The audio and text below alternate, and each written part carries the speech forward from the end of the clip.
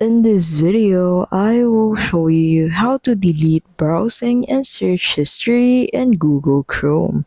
So to get started, the first thing that you will need to do is to go ahead and open Google Chrome.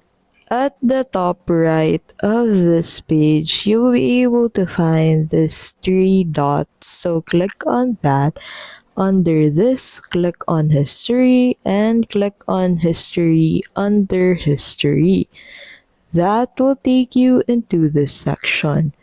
Delete browsing data at the left side of your screen.